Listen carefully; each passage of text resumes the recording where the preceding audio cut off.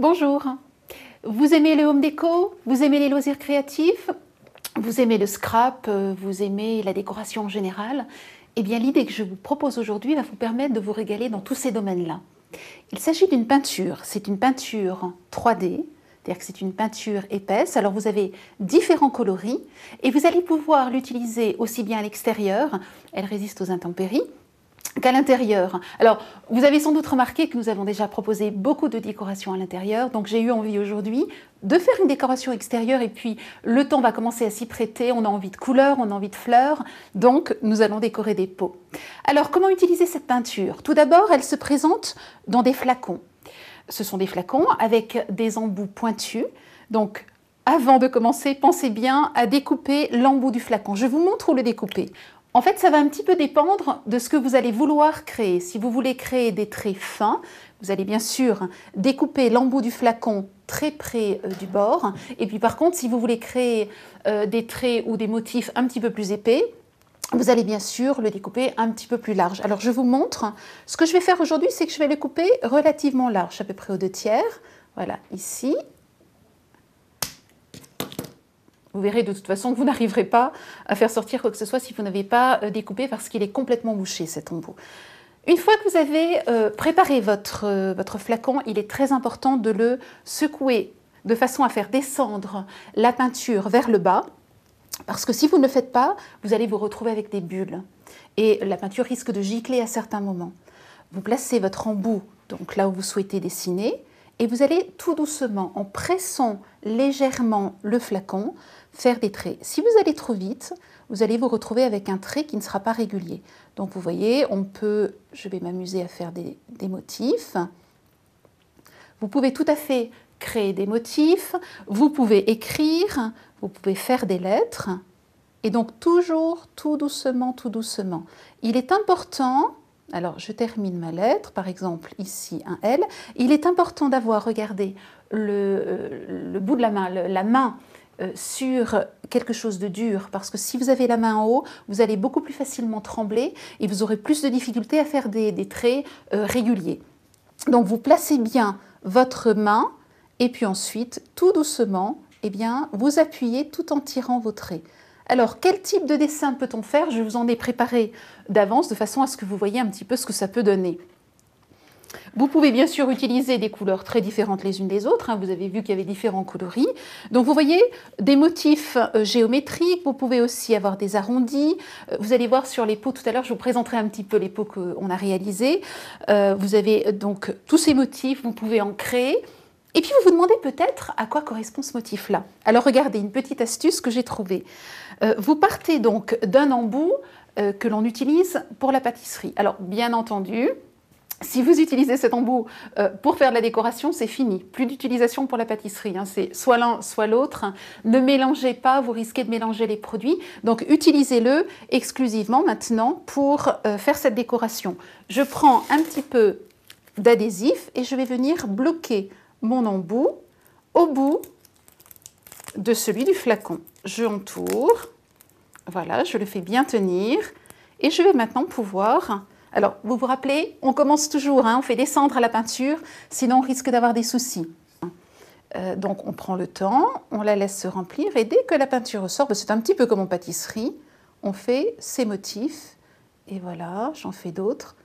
Alors, si vous changez l'embout, vous avez par exemple commencé sur le blanc, que vous le placez ensuite sur du bleu, vous allez avoir, je ne sais pas si vous allez arriver à le voir ici, vous allez avoir des motifs qui auront les deux couleurs.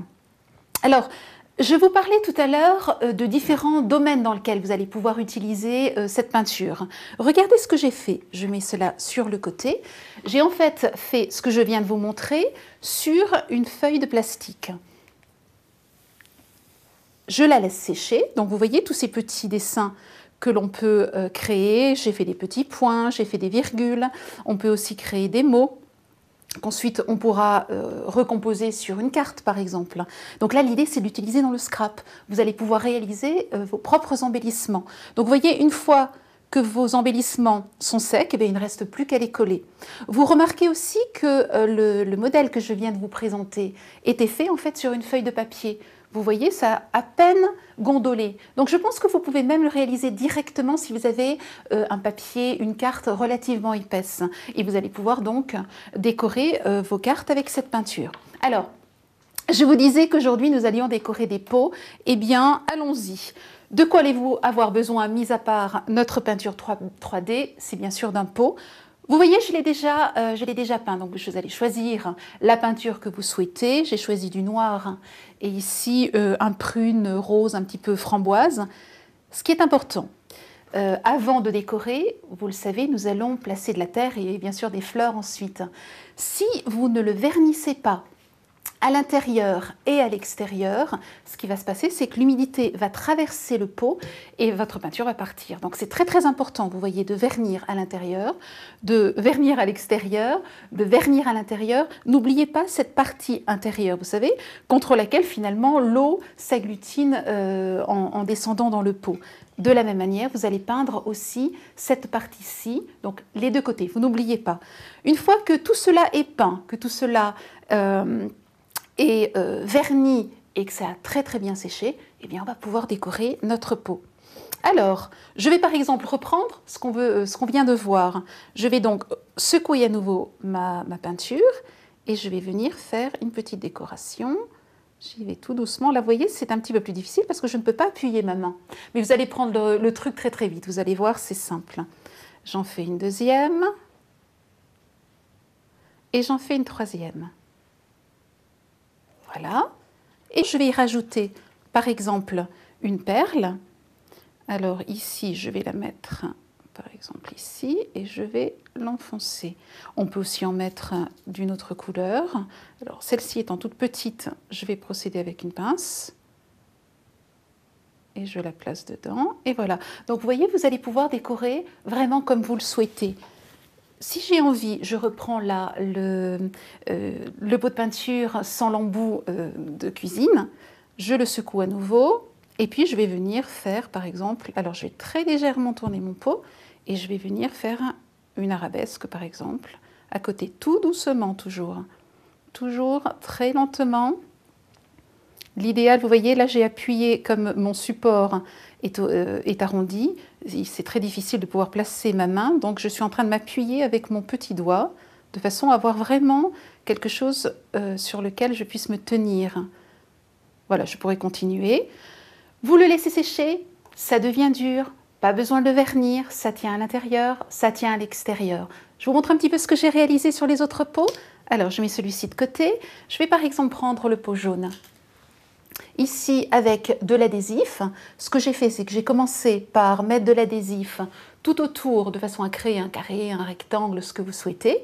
J'ai peint en noir et ensuite j'ai rajouté, une fois que tout cela était sec et que la peinture était sèche, j'ai rajouté mes décorations. Ça, c'est une possibilité. Alors, je voudrais prendre aussi celle-ci. Les autres sont un petit peu identiques. Là, vous voyez, on s'est amusé à créer en quelque sorte des traits comme si c'était de la couture. Et puis dessous, eh bien, vous avez des carrés. Donc vous voyez, vous avez vraiment tout un tas de choses. Vous allez d'une manière ou d'une autre arriver à trouver des idées décoratives. Souvenez-vous que de toute façon, nous associons à cette vidéo des fiches décoratives. Vous allez voir dans ces fiches techniques, vous aurez plein d'idées, mais des choses très très différentes. Vous allez voir du scrap, vous allez voir du home déco. Donc vous aurez des idées très très différentes et je suis sûre que vous allez vous régaler. Ce produit est d'une simplicité à utiliser. Alors si vous créez vous-même une décoration, n'hésitez pas. Prenez une photo, venez la déposer sur le site. Nous aurons grand plaisir à la découvrir. Régalez-vous, bonne aventure créative et à très très bientôt. Au revoir.